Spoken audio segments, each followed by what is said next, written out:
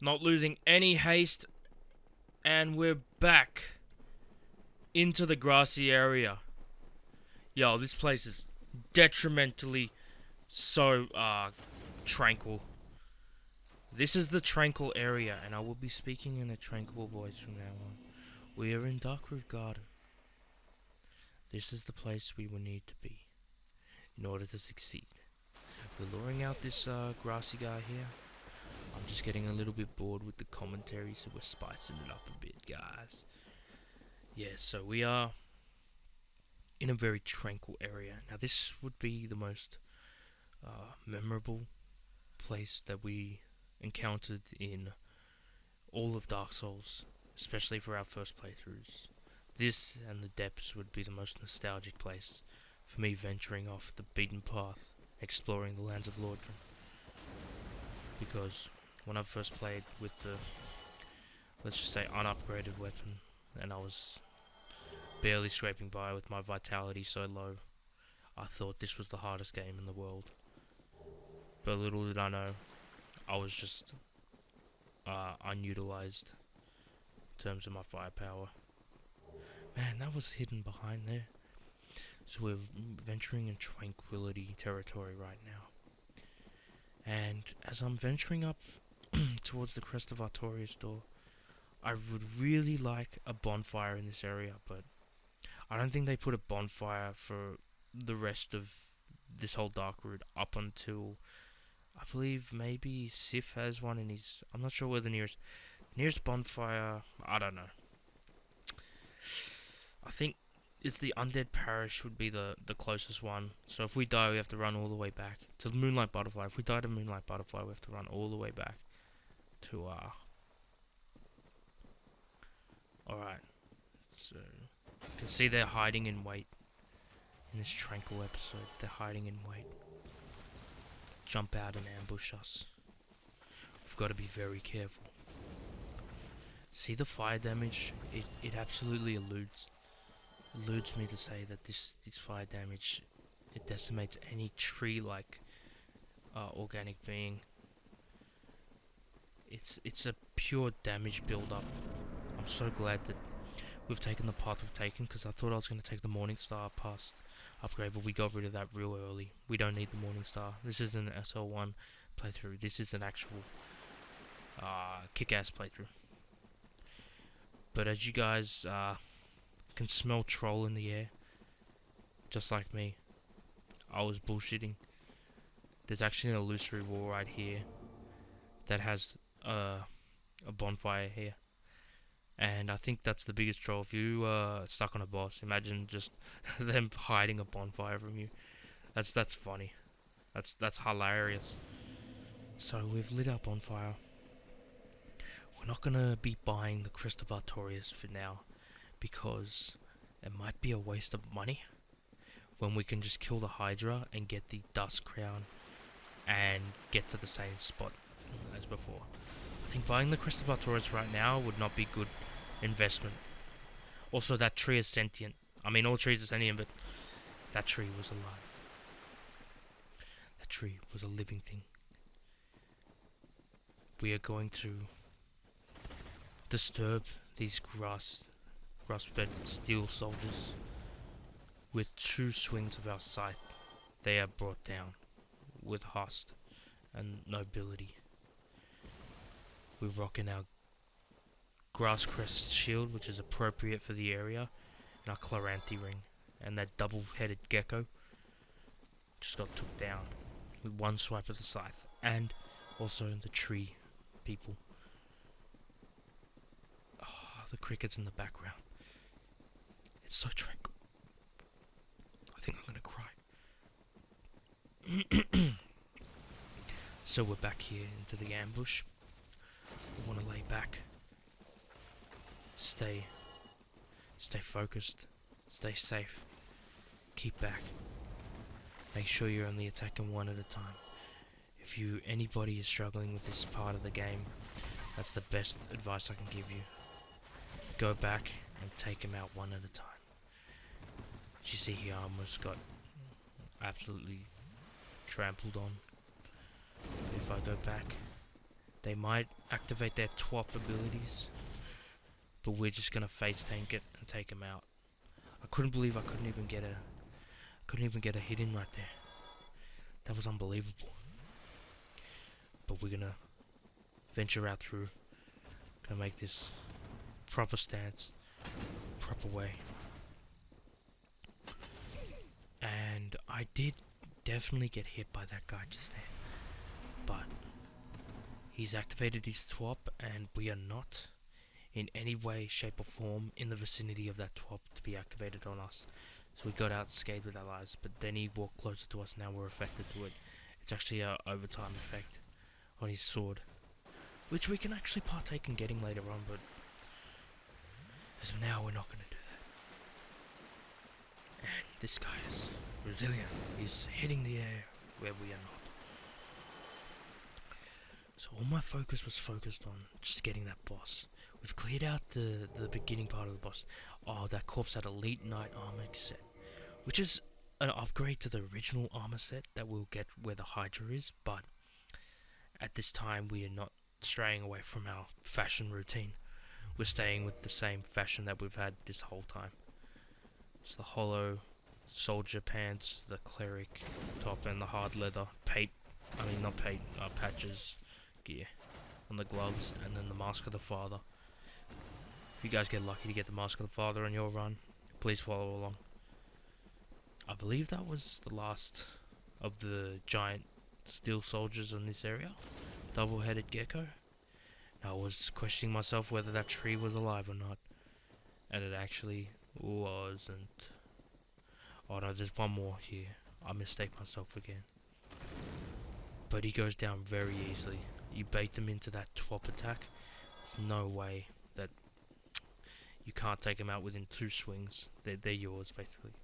That's the that's a normal tree.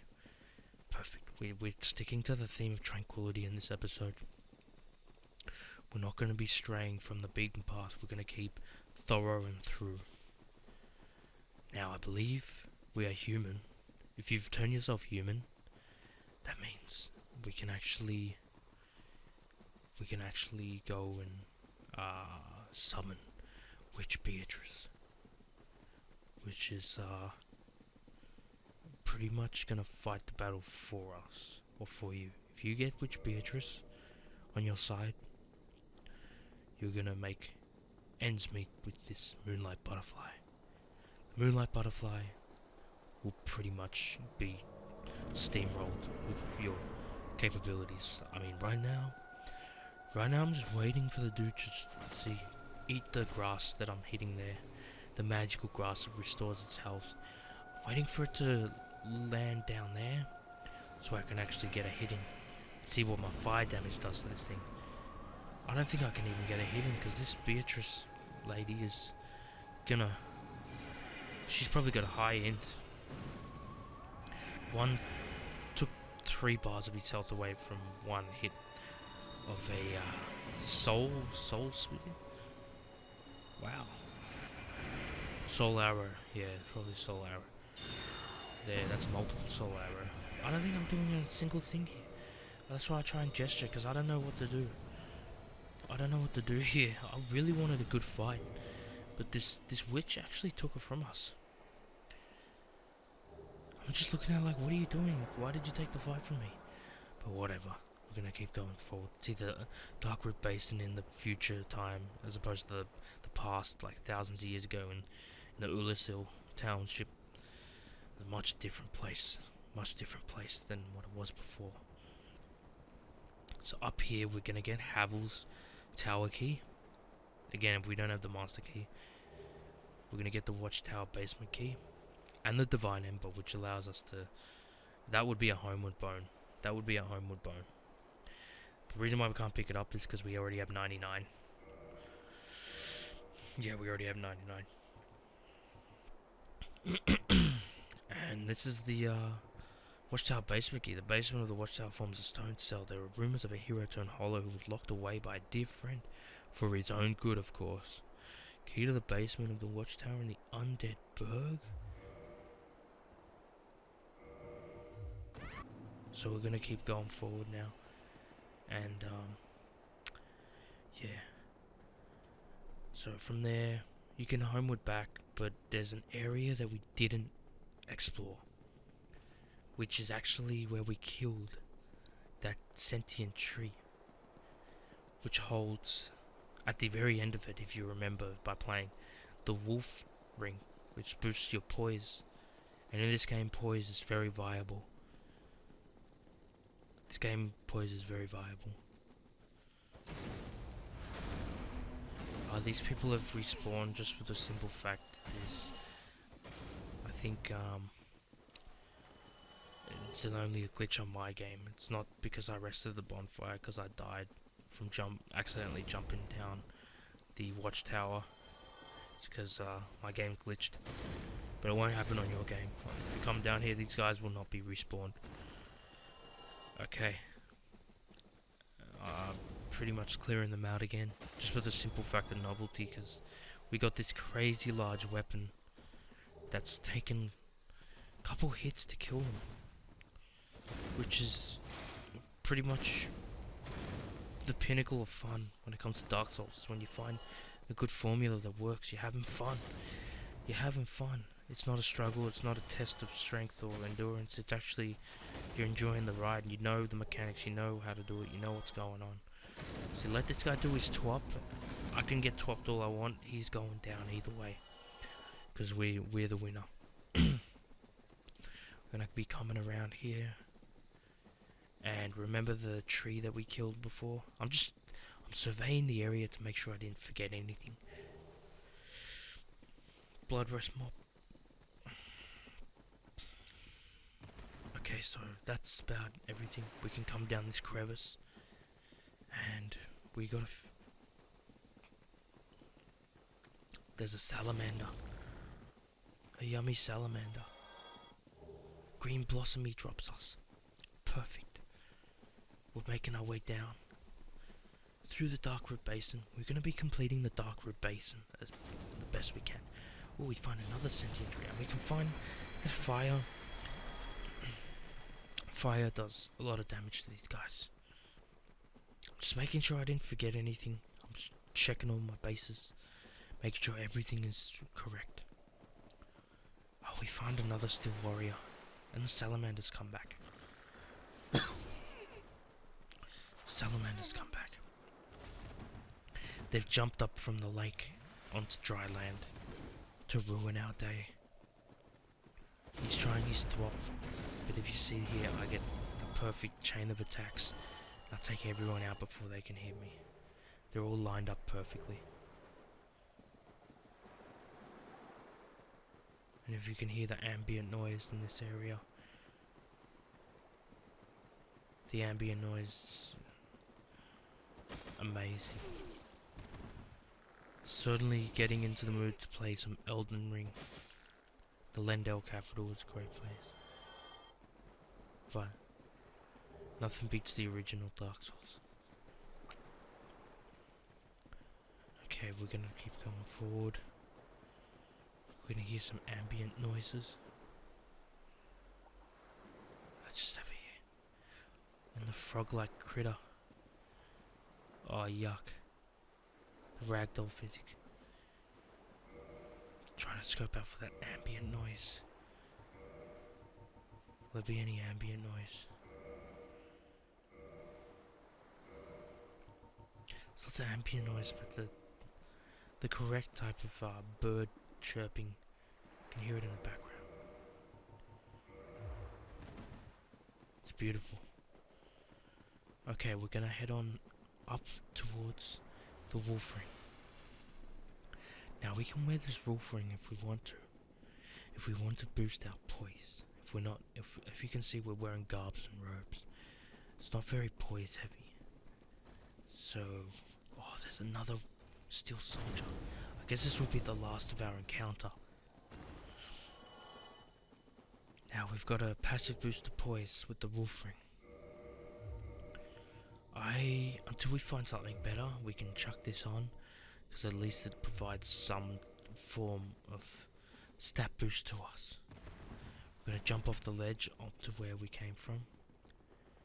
Now, I come here to show you that I've done all that. I went to Darkroot Base and I've returned back to the Undead Parish because that, at this point, I'm remembering we needed to kill Lordran. I was hoping he was still here. I couldn't find him anywhere, so I returned back to the Undead Parish, and the cell is empty now.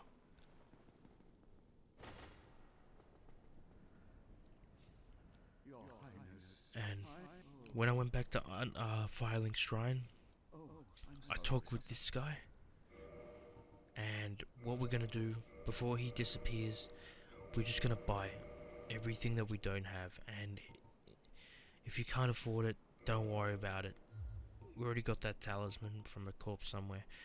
We're gonna buy that Thorolin talisman because I don't think you can get that anywhere else. You probably can, but just buy it so we can get it done.